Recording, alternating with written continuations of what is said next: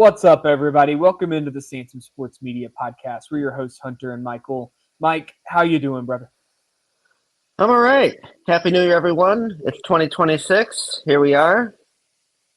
2026 has started off very poorly if you live in the state of Ohio. You could say the same about the SEC, but it has just not been a great year overall to get started. Obviously, we're 3 days in at this point. That being said, nothing necessarily specific that we needed to start with today. So we're going to jump right into some football. Here you go. Here's our playoff bracket. What are your thoughts? Let's see. We got Indiana, Oregon, and we got Ole Miss and Miami. Just what we thought it was going to be. Exactly. Yeah. I'm not surprised that Oregon's here. I thought they would beat Texas Tech. I'm not surprised that I'm surprised how badly Indiana beat Alabama, but I'm not surprised they won. Yeah, I think both of those top two games, Oregon as well. I'm surprised at the scoreline, but not at the result. Texas Tech just came out completely flat, as did Alabama. I'm not that surprised that Ole Miss beat Georgia. We've talked about how in the recent years that Georgia's kind of sacrificed some of their defense for offense, and in some ways it helps them, but maybe not in the college football playoff. Yeah, because not being able to stop their opponents on defense led Kirby Smart to go for it on 4th and 3 and on their own territory, up only down 3. correct. Not that he hasn't been known to do things like that in the past, but. If it's a 17-14 game or a 14-10 game, he's probably punting the ball away. Yeah. But and I think he should have punted it either way. Yeah, me too. But I think their defense not being able to stop Ole Miss really factored into the decision to go for it. Oh, absolutely. That was a game that you had to go out there and win it with your offense. You had to try. That being said, Ole Miss still needed a late third down conversion to put them in field goal range to win the game. So. Yeah. But that was a great game, probably the best game of the playoffs so far, without question. Oh, easily. But obviously, the biggest surprise was Miami beating Ohio State. Yep. And, Ohio State sometimes occasional early on struggles in games or just not maybe always being ready to play right away has caught up to them in the Big Ten championship game and now this. Yep. And it's interesting to see what they're going to do now. Their quarterback saying, was he a senior? Does he come back? Do we know? He'll be back. He's either a freshman or a sophomore. Okay. So he's got some time because I think he's got a little further development to go too. Oh, he absolutely does. And he struggled. You needed him to be able to create just a little bit more dynamic than he was able to. Right. But yeah, he's a sophomore. He's at least going to be back next year. Okay. So we've got time for that. But cool. Agreed. I was a little bit disappointed with Ohio State's offense. You spot Miami a 14-0 lead, you're going to struggle regardless of the game. These teams are all good. And especially once you're in the quarterfinals, it's a neutral site. You don't have your fans to help will you back in. It's hard to stay kind of in the game. And I felt like Ohio State just kind of, unfortunately, just never caught up from that 14-0 deficit. Right. Ole Miss, I really thought Trinidad Chambliss should have been higher in the Heisman race than he was. He ended up finishing 8th. I think that this performance against Georgia proves that he probably should have been in New York for the ceremony. My man has made a complete living for himself this year alone. I don't know if he'll come back. I don't know if he'll go to LSU. I don't know if he'll go pro. All of that's on the table and for him to decide after this is over. But he's proven that he's an elite quarterback and probably the best quarterback in the country right now. What's interesting now is either a Ole Miss team without Lane Kiffin or a Miami team that with some maybe, I don't want to say controversial factors or whatnot, got in the playoff. One of those two teams is going to be playing for a national championship. I think that controversy is marred around Notre Dame more than Miami. Yeah. I think that, in my opinion, Miami should have been in either way. you could make the argument for Alabama to have not been in. They didn't play Yep. well. Neither had Oklahoma, but Nope. neither of those played well down the stretch. Both of those got beat. And Which Indiana, I wasn't mean, which was not that surprising. exactly. I mean, obviously Alabama, Oklahoma had to play, so one of those two struggling teams had to not make the next round, but still, yeah. I'm the 38-3 result with Alabama kind of just gives that confirmation bias. It's obviously in hindsight, but it really just it's a struggle for me that Alabama got in. They were the 9. And I mean, thankfully Miami won, but it really could have hurt Miami had they had to play Ohio State instead of drawing somebody else with that. Yeah, I mean, I think Indiana would have put up a better. I'm sorry, Notre Dame would have put up a better fight against Indiana than Alabama did. Agreed. We'll never know. Notre Dame had their chances. They lost A&M, they lost to Miami in close games, and unfortunately for them, some of those rivalry games that they play, I won't say USC, but Stanford, their other ACC opponents that they play, just not helping them. Yeah, exactly. And they did absolutely kind of get screwed by the way the ACC schedule fell for them with their partnership there. So I'll be interested to see. I know they've already scheduled BYU for next year. They are trying to strengthen their schedule up some. And they get Miami too, at this time at home. Yeah. I know somebody put in that they were playing Miami, Ohio. It's Miami, Florida. It's not Ohio they're playing next year. Yeah, so that'll be much better for them. Their schedule should, again, in theory, get better. Obviously, we'll have to see how that plays out. But honestly, actually, after those two games, it's kind of like this year, from what I saw. Fair. It can't be. I have a hard time with it being as bad, so we'll see if some of those other teams make even marginal improvements to make it look a little bit better. But we'll kind of just have to see what happens there. Really not super stoked that we get Oregon and Indiana in the Peach Bowl instead of them meeting in the championship. If I'm being honest. Ole Miss and Miami in the Fiesta Bowl is really cool. It'll be a great story for whoever makes it. I mean, at this point, I want Indiana to win because it's a really cool story. But if you gave me Indiana and Ole Miss in the championship, I'm happy either way. What Ole Miss is doing with their coach disappearing on them, and then obviously what Signetti and Indiana have done deserves a ton of credit. So I'll take Indiana and Ole Miss to come out. That being said, any of these 4 teams could win the championship. Looks like Indiana's favored by 4. Miami's favored by 3.5 next week. Both of those lines feel about right, but I'm probably taking Ole Miss to beat Miami. So give me Indiana and Miami, and then I'll take Indiana to win the championship. Fair enough. I think Indiana's on a different playing field, and at least until somebody proves otherwise, I haven't seen anybody that's competitive with it or that can keep up with them at this point.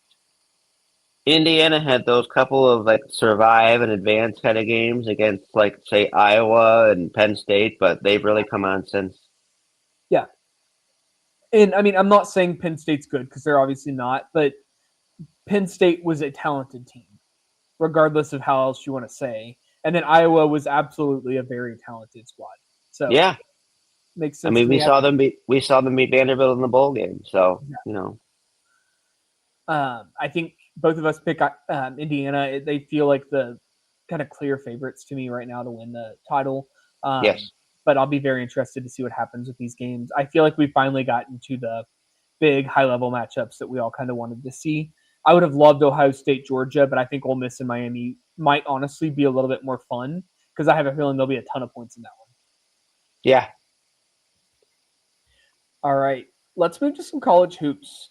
And Mike, I know you have your bid watch updated. I do not have a graphic for your bid watch. We're going to go through 6 or 8 conferences here. As we do, we'll kind of discuss your bid watch. But do you want to give us just a brief rundown of what your bid watch is while I get the first conference pulled up here? Okay, so I go through all 31 or 32 conferences, and I look to see who at least now and some of it is a little bit projecting forward. I guess who's going to make the tournament, who won't. Obviously, the only teams that are actually eliminated are ones that are not eligible at this point, right? So, those are ones that are just not eligible because of the 4-year transition rule. That's most of it. There is one school, and I don't remember who it is, that I think for academic reasons, is not eligible this year. And then we have teams that are locks that are going to make the tournament. Really, no questions asked. A lock should not have to be unlocked. That's kind of the point of a lock. Yeah. For the most part, if one that is a lock that made it that didn't make it, it's like a West Virginia thing from last year where it's like, you know what, if I was wrong, Yeah. you know. But after that, we have near locks, which are teams that I would say with about an 85 to better percent chance are going to be in the tournament. And usually those eventually become locks eventually. I created a new category called good shape, which is one that kind of goes from like 60% to about that 85%. There was too much of a gap between the bubble to near lock, in my opinion, before, so I wanted to kind of put a little buffer in between. Yeah. And then I have just a main bubble section, which is just it kind of goes from about 25% up to that 60%. So it is still kind of a wide range. And that's actually where most teams fall right now because there's It's so much early time left in the running. season. Yeah. There's plenty of teams in there that are probably not going to be there, and there's plenty of teams in there that probably will be. Yeah. And then we have fringe bubble, which basically goes from about I don't know 1 to 20% wherever that is, and then below that, you know, those teams that have resume metrics below 100, it's not happening right now. Agreed. Yeah. Um, Usually they say you want to be in the top 60 in resume metrics. Certainly you'd like to be around 50. Yeah. So if you're not in the top 100 in average for that, it's going to take a lot of winning. And we're way too far into the season for a lot of those resume metrics to completely flip on their head. Not saying they can't, but I mean, you're not going to see these teams go from 120 to 40 very often, if at all. It would take like Seattle beating Gonzaga on the road like they almost did yesterday for that. Yeah, and you're going to need that plus like 4 or 5 wins on top of it. Right. Like it's not one No. like that's a one win's not going to get you there regardless of if you beat Michigan at Michigan right now. So that's kind of where we're at with that. So like if I see a team with resume metrics in like the 80s, 90s, at best they're getting fringe bubble. When you start getting towards the 70, like the high 60s, I start to think about putting them in at least the bubble section. Yeah. Depending on what they have going forward. So those are some of the things I look at. So let's talk about the A10, which you have listed there, right? Yeah, so I've pulled the A10 up just to kind of conference standings. Obviously, we've only played one game. Very convoluted right now, but what are your thoughts? So what I do then is I look at the teams that I think at least have at least a shot at the moment. And then I kind of run through their schedule the rest of the way. Look for, first off, especially when it comes to A10 and lower, you have to win your Q3, Q4 games. Yeah. Bottom line. Yeah. Right. And you really don't want to be losing your Q2B games really either, especially at home. And then you at least got to find a Q1 or Q2 win that you get. So I'll kind of get an idea of like how many wins a team has to get the rest of the way to make it, which will change from time to time. And that has something to do with what section I put them in too. That's kind of the projected forward part that I was talking about. Yeah. So from the A10, there's nobody right now that's even in really good shape at the moment. If you want to argue St. Louis, that's fine, but there's way more games that are going to hurt them than are going to help them. Exactly. It's kind of the casualty of playing in the A10. There's just landmines all over the place for St. Louis. While, yeah, sure, they're in a good spot, like they have to actually go out and beat all of these teams night in, night out when it's going to be hard to get up for some of these games. I mean, you see St. Louis 12-1, 29th in the net, and that all sounds great. Their resume metrics are all in the top 50, which is good, which makes them a bubble team at the moment. But that net strength of schedule of 341 is not helping. Yeah. And most of that is non-conference. Yeah. They played Santa Clara, beat them. They played Stanford, lost to them. And they beat Loyola Marymount by 20 points, but I don't know if that's even going to stay as Q2. The wins over Grand Canyon and San Francisco are kind of nice, but that's really it. Not playing a team in the top 70 in the net is part of what creates that top three, that 340 strength of schedule. And when you go through the rest of their schedule here, they have VCU on Wednesday, which is an important game. But then LaSalle, 269 in the net. Fordham, 202. Richmond, 124. That's a home game. Doesn't help them much. Yeah. Duquesne on the road, 152. St. Bonaventure, that's a fun one. George Washington, Dayton, those are interesting games. Davidson, but then you get to LaSalle, 269. Loyola, 313. Rhode Island, 136. So you're just getting a lot of games that just don't help them. They have to win them, and they're going to have to win a pretty big percentage of those Q2, Q1 games that they have left. Yeah. The good thing is some of the top teams in the A10 here, I mean, you've got Dayton, George Mason, Yes. to a lesser extent, St. Bonaventure, George Washington, VCU. All of them are solid opponents that'll actually give you not a great win, but a decent win, especially if you can beat some of these teams on the road. The bad thing is 2 losses or less for like a team like St. Louis or George Mason to really have a shot. So I have VCU and George Mason in the bubble section as well, and then Dayton is down in the fringe. I like them, but unfortunately, the Marquettes and the Georgetown that they've beaten have not turned out to be very good, Correct. to say the least. But had they lost those games, we wouldn't even be talking about it. No, we wouldn't. That's true. Thankfully, they got those wins. So the 4 losses hurt, but they're in an okay spot. I think just, again, you're going to have to basically lose 2 games the rest of the way. Right. So that's the A10. Anyone below those teams has already kind of played themselves out. George Washington might be an interesting story, but we'll get there if we get there, kind of thing. Yeah. Richmond kind of blew their opportunity the last week or so by losing bad games. Yeah, they lost to Charleston Southern, which really kind of put the nail in their coffin. Wrong Charleston to lose to. Correct. Moving to the ACC. Obviously, you've got your North Carolinas, your Dukes, your Louisvilles, those kinds of teams. Really kind of want to think about like your Miami, Virginia Tech, Clemson, Virginia, those kinds of teams. What are your thoughts? So Louisville, Duke, North Carolina, I all have as near locks. Despite Louisville's loss last night to Stanford in a tough game, I think their seeding could be hurt by the fact that at the moment they don't have any Q1A wins, but they're in pretty darn good shape to be a tournament team. Agreed. And Michael Brown has been hurt for the Tennessee and then this Stanford loss. I'm not saying that completely absolves it because they should have beaten Stanford yesterday, but that is something the committee will consider. Yes. So so those are the teams that I see that are near locks. Yeah. Clemson I put is in pretty good shape.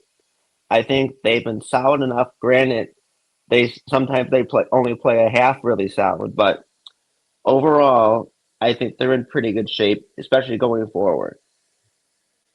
Beyond that, it is a mess, an absolute chaotic mess.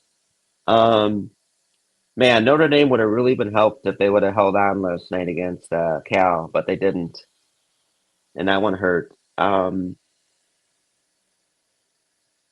What are your thoughts on Cal? It's a very empty 13 wins, I will say. Very. Although, I mean, well, Notre Dame is their best win now, along with, well, UCLA helps too. It is a pretty empty 12 wins. 10 of them are in Q3 and Q4. Their overall strength of schedule is 211, which is pretty low. Having played a couple. Yeah, but that's doable. I mean, they haven't played any real competition yet in the ACC. Obviously, Notre Dame being their best win at this point. So that'll increase, especially if they get Duke or North Carolina here later in the season. You mentioned about how just about any power conference team that gets to 20 wins is probably getting a bid. I'm not sure about that with Cal. I think they're going to need a good 21 to 22, maybe more than that, because, like you said, there's so many empty calories in those wins. 20, Um, 21 probably gets them in, 22, and they're probably pretty close to a lock, just because that's going to give them 10 ACC wins as well. But yeah, it's going to take probably more than 20. so coming up, they have Virginia Tech on the road, and then they host Duke and Carolina. There's their big opportunities right there. Getting one of those, and I mean, they're going to pick, we just saw Stanford do it, but when these teams go out west, they're going to get picked off every now and again. If Cal wants any hope, beating somebody at home like that would be their best shot. Mm-hmm. Virginia's, despite being 21st in the AP poll, I have in the bubble section. I mean, it's a decent profile, but again, 8 of their 10 win or 11 wins are Q3 and Q4. I need to see a little more. I mean, the win over Texas is great. That's all they really have. But The it's wins not over that great. I mean, no, it sounds great in name, but it's one of those. It's empty, very yeah. empty. Um, the wins over Northwestern, Dayton, Maryland, not helping very much. So we'll see going forward what happens. I expect Virginia will ultimately make it, but just to kind of make a point, teams that are in the bubble section will probably make the tournament. That at least some of them will, Yeah, but it just just it takes a while. agreed. You mentioned Miami. I have no idea what's going to happen with Miami. They're 12-2, but again, Their best wins, what, Pittsburgh? Ole Miss, according to the net, on the road. So I'm still going to say Pittsburgh. Yeah. Yeah, it again very empty, but 12-2 is a very nice record and does look very good right now. Yeah. Now the problem that Miami is going to face is this: when the ACC decided to drop from 20 to 18 games to give themselves a couple other non-conference opportunities, who knows who they decided to pick in that? You know, Yeah, how what it does mean is that now not every team is going to play every team. Miami does not get to play Duke this season. Now you could say that could be helpful in the fact that would probably be 2 losses, but it doesn't give them the opportunity to get a win correct. against them. Now they will get to play Clemson, uh, Carolina, Virginia, Louisville, but they don't get to play Duke, Yeah. and they have to play. I think it's Florida State and Boston College twice. Yep. None of which helps you. Exactly. It's just a dangerous game. One final team I kind of wanted to get your thoughts on. NC State, been up and down, kind of a rocky year. They seem to be coming into their own. Currently trailing by 6 to Virginia right now at home. What are your thoughts on them? Quite an early start. Yes. I I don't know what to do with them. They're in my bubble section. 1-3 against Q1. They beat Boise State. That's their best win. Lost to Auburn, lost to Kansas, lost to Seton Hall, lost to Texas, beat VCU, beat Wake Forest and Ole Miss. But it's a little bit uninspiring. I feel like I think they're disappointing even at 10-4 for me. I think they'll ultimately get there. Um, this is an important game for them at home against Virginia. A uh, I think you could argue whoever wins this game might move up to the good shape section. Yeah, I would agree with that. Um, It's Q1 for probably both teams. I know NC State's right there on that line for they both 30. are This is, or sorry, I meant Virginia's right there on that 30 line. 31. Yep. So we'll see what happens, but it's probably going to be Q1 by the end of the year. And actually, NC State is 32. Yeah. After this, they get Boston College, Florida State, Georgia Tech. So no help there. It's a lot of that, folks. The ACC is, while much better than last year, still has room for improvement. And what's going to be tricky is some of these teams like Notre Dame, like Stanford, like Cal, like Syracuse are higher up in the net than you might think, but it's not going to help them a ton. Correct. I mean, Syracuse is really being kind of catapulted by that Tennessee win right now. So Yep. we'll see if they can kind of tread water and keep it up, but I'm not sure they will. Um, Speaking of Syracuse, they should probably be in the Big East if you want my honest opinion. Let's talk about some Big East basketball. Ugh. UConn is absolutely elite at this point. I got to see them play on New Year's Eve. That looks like the kind of team that Dan Hurley had when he won the national championships. They're That athletic, good? they're deep. They have multiple bigs. To me, there wasn't a real weakness. Obviously, Xavier played like garbage. It wasn't a close game, but UConn looks like that good to me right now, especially if they stay healthy. Yeah, I would agree. What are your thoughts on Creighton? Where do you have them? Um, I have Creighton now they're in the bubble section, Okay, they've but moved they up. still got a long way to Oh, go. absolutely, yeah. They're at the Um, bottom of the bubble section, but I kind of thought them, Villanova, Butler, probably all in your bubble. Seton Hall is probably there as well. St. it's kind John's, of like a poor man's Oregon, yeah, right? They've gotten off to a really good start. Actually, I guess a better version of Oregon in a way. They've gotten off to a pretty rough start and have kind of made their way back with those, that 40-point win over Xavier. The win over Butler is nice. It doesn't help a ton. Beating Marquette doesn't help much this year at all. yeah. Um, but they now have a 3-1 Q2 profile. They haven't won a Q1 game yet, which apparently, maybe if they put North Carolina on the back of their jersey, they might have a chance.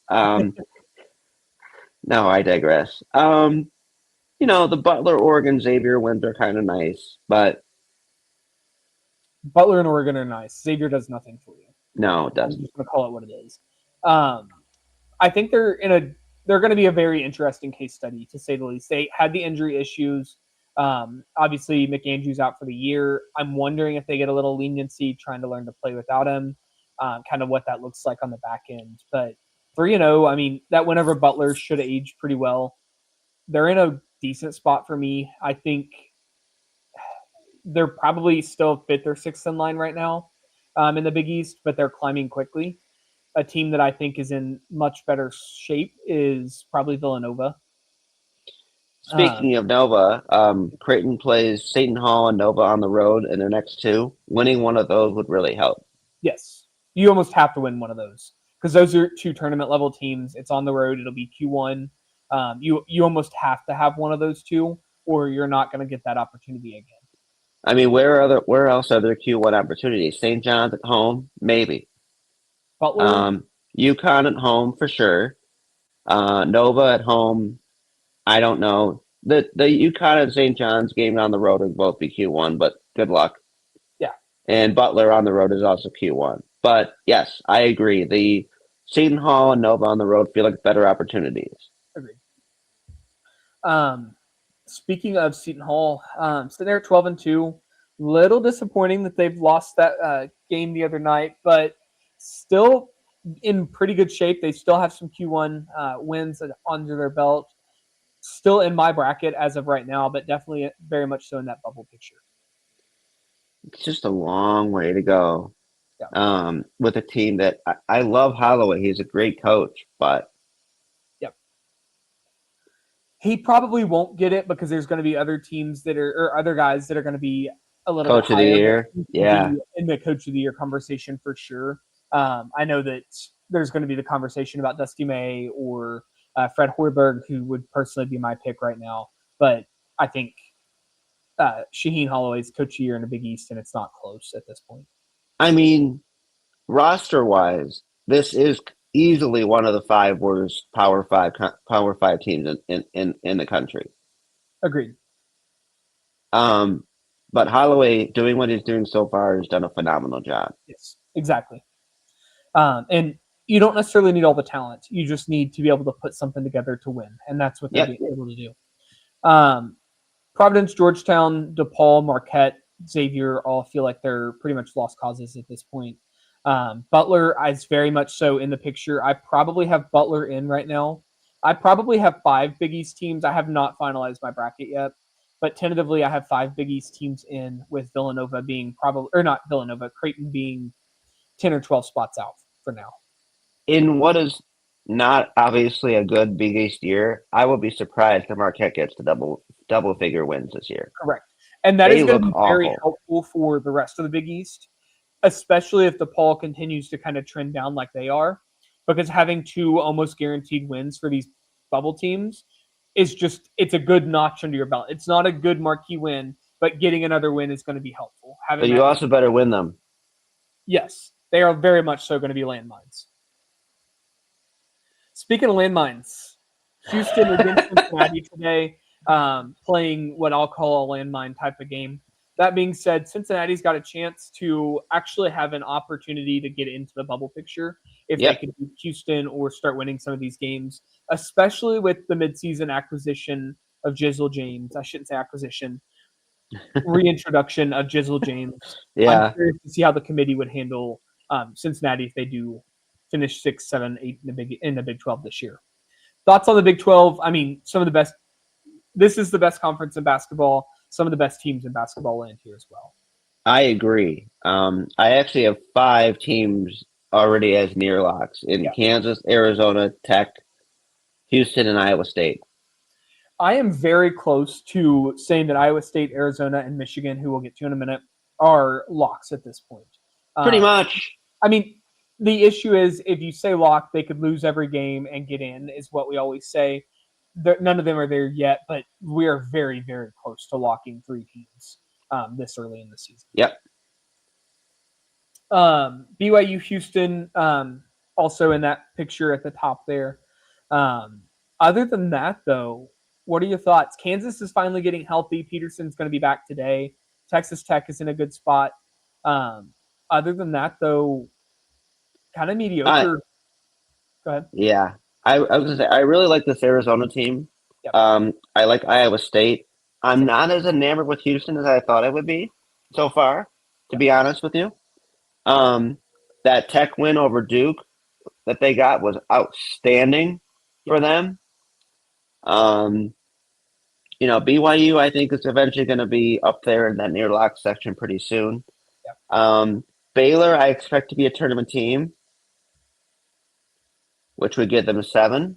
I'm curious to see how Najee plays. He's allegedly going to play today against TCU.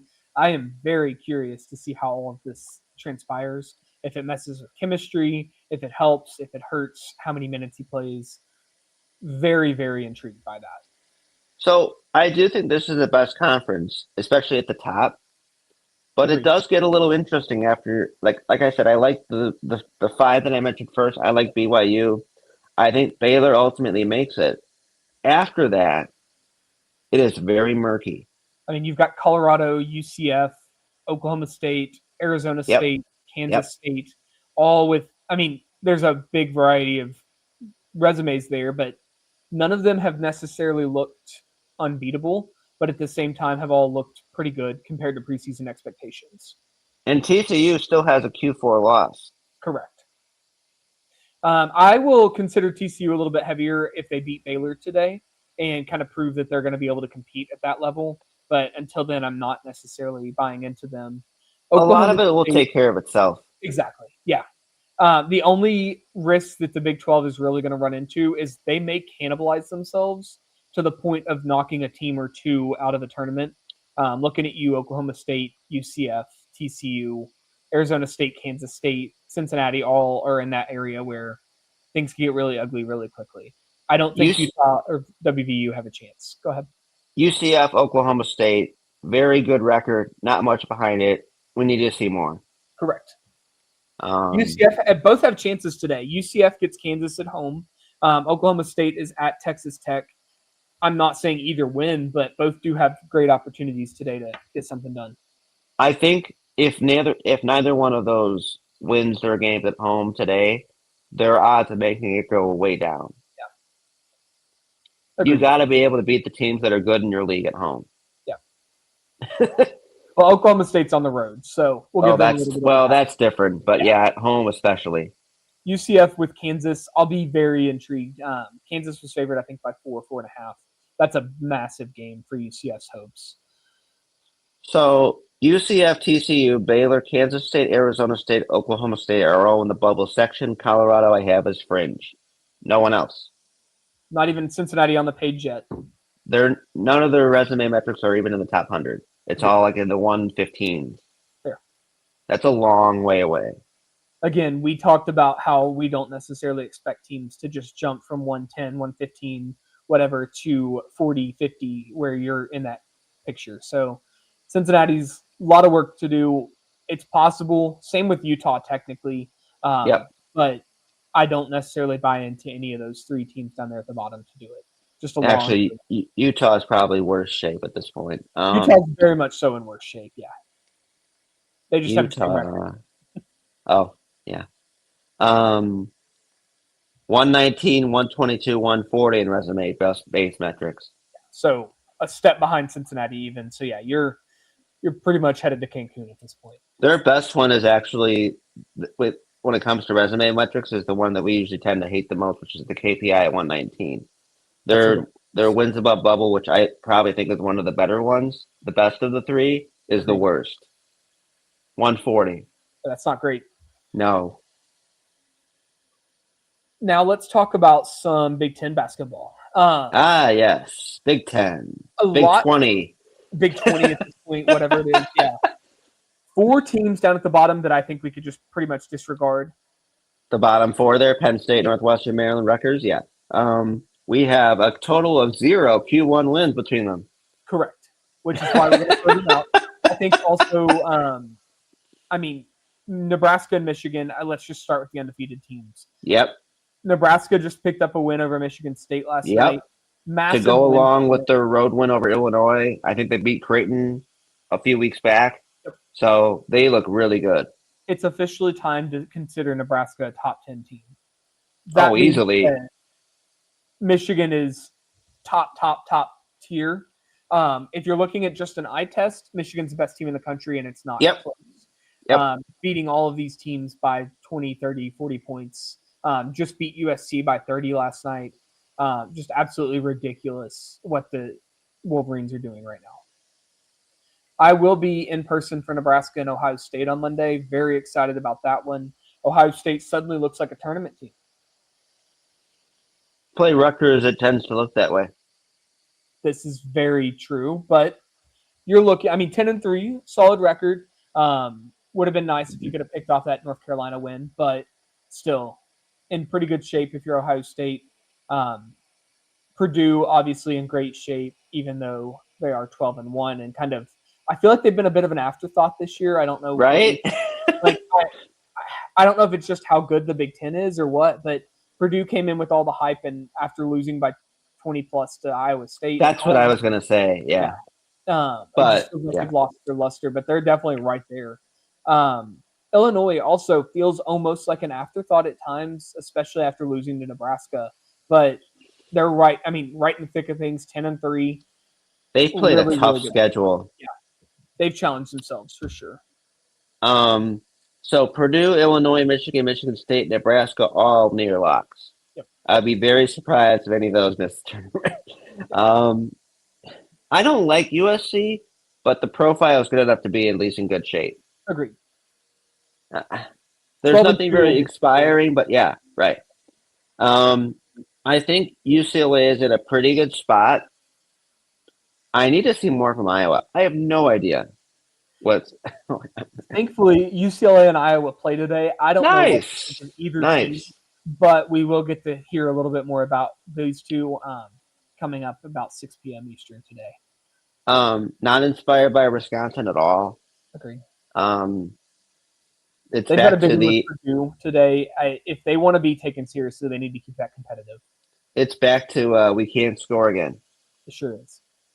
Washington is a decent team that I have on the fringe bubble. Beyond that, I don't have anyone else, although I probably should have Indiana. Maybe not. I don't know. You should have Indiana. Yeah, that's probably one team that I probably missed on that I overlooked. Yeah. And Um, Washington's an interesting case as well because they've been injured a lot this year. Yates who and Claude, else? but Washington, you mentioned Yeah. them already, but just kind of coming back to them, they've had the injury issues, so there's a lot there. I think that we'll have to unpack as we move forward. So Indiana would probably be in the bubble section period. 54, 51, 66 resume base metrics. Predictives are good. Their best win is Kansas State at home. Lost to Louisville, lost to Kentucky, lost to Minnesota on the road. That was a bad one. The Minnesota hurt. That, yeah. I don't care that it's Q2. That's not good. Yeah. Um, they they don't have a they don't have a Q1 win. They don't even have a Q2A win. So it's pretty empty. Yeah. But let's see. They're 10-3 now.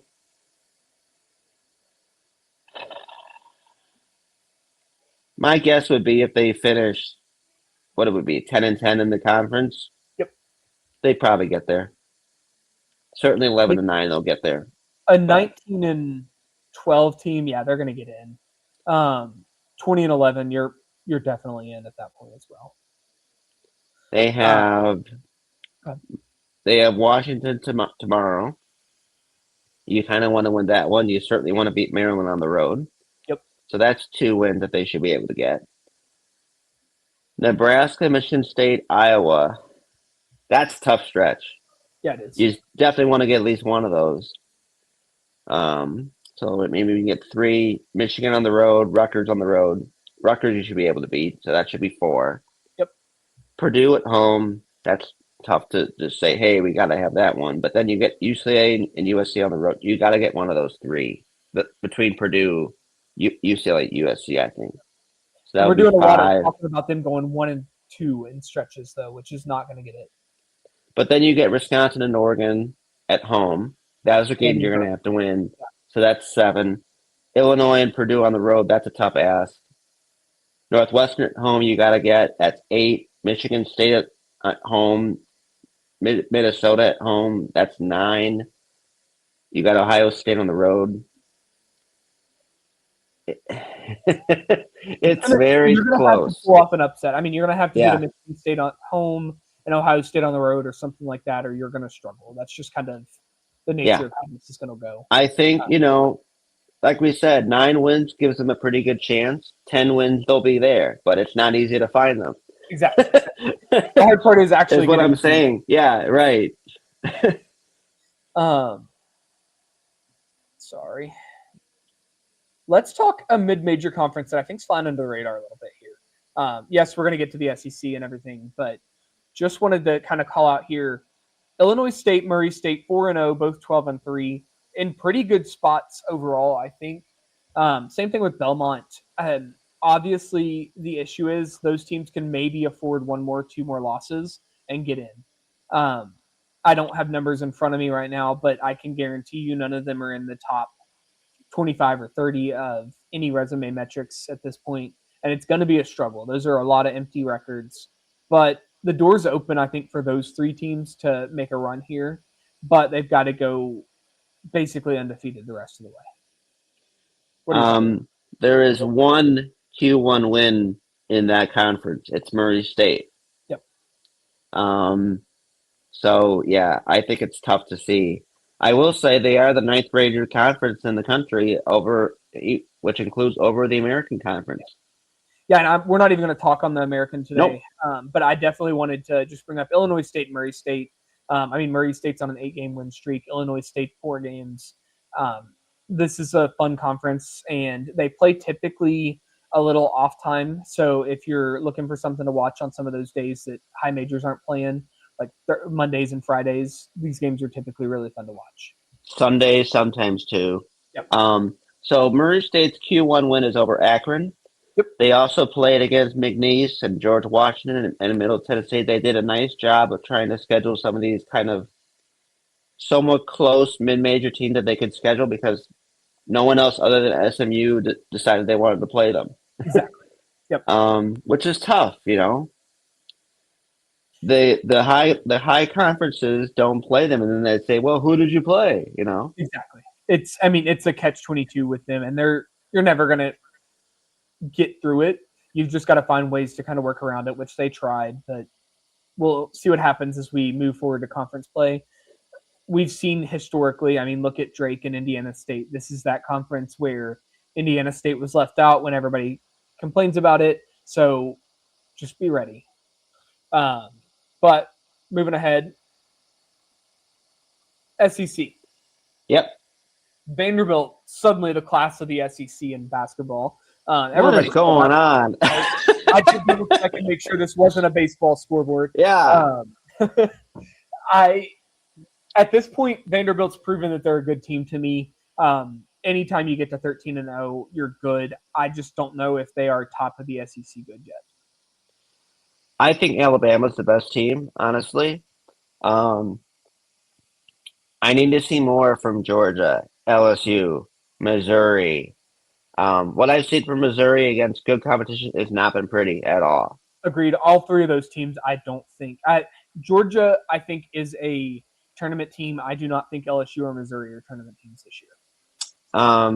Mississippi State, Ole Miss, South Carolina, long way to go to have a chance. Agreed. A&M, you see at 10-3, same thing. Yeah, and they just lost Mbako. Right. So I saw that. Yeah. Texas has a chance, but it's an uphill battle, to say the least. Yes. I expect to see Florida get there. Yep. Kentucky, they'll win enough games. They'll figure it out. Yeah. They're starting. You can tell Kentucky's starting to turn the table a little bit.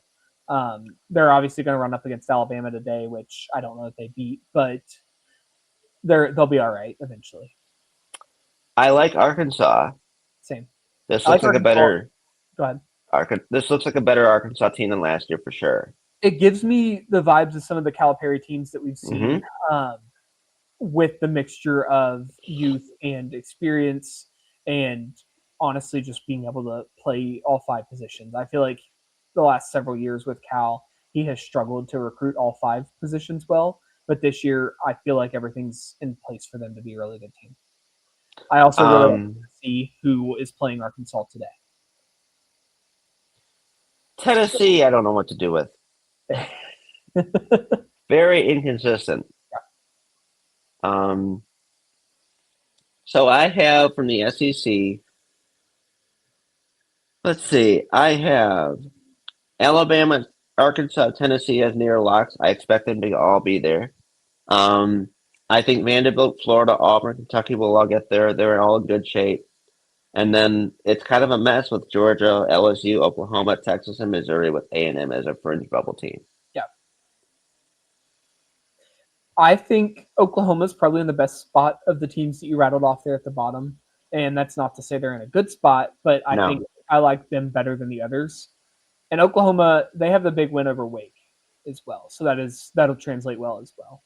So that would be my pick out of that group. The SEC, I mean, it's still a really good conference. It's still going to be really fun, but it is nowhere as good as it was last year. It's not getting 13 and 14 minutes, that's for sure. 10 will probably happen, but it's going to be kind of sweaty to get to 10. Yeah, very. Any other thoughts on the SEC? No. Okay. Mountain West, our final conference that we'll do today. Actually, hold on. I'm going to click like 3 times just to make sure I've hit all these conferences. Apologies, my labels fell off and StreamYard I couldn't re-upload them before we started. That being said, Boise State makes the tournament. Yes or no?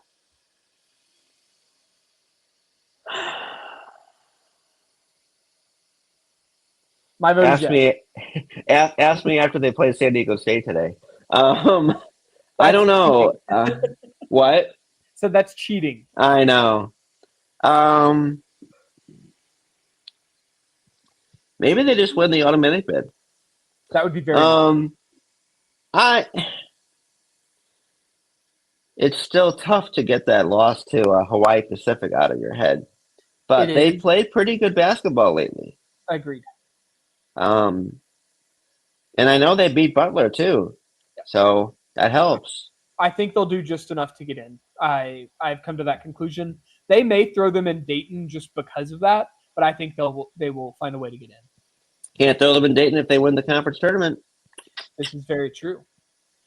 Aside from them, I think Utah State's in really, really good shape, as well as Nevada. I think Nevada's kind of flown under the radar. I know that's not going to be a big resume right now, but I think that's a talented team. And I think we're looking at a 3-bid Mountain West this year. I don't I know that think they're going to so. get a 4, but I think 3 is probably the sweet spot. Maybe Boise causes some chaos, wins the conference championship, and we have some other thoughts. I still think San Diego State has a shot. Agreed. Especially if the win over Oregon continues to age better. Yeah. We'll see And how that that loss turns to out. Corey isn't terrible. No. I mean, it's not a good loss, but it's better than what TCU's got to Yep. New Orleans. Like, I mean, there's worse losses out there, I promise. Way. So it'll be interesting to see kind of what San Diego State does. They are going to have a really good record, probably win the regular season to get in, though. That would help. As we close up, any final thoughts on any of the conferences, anything else that you wanted to mention?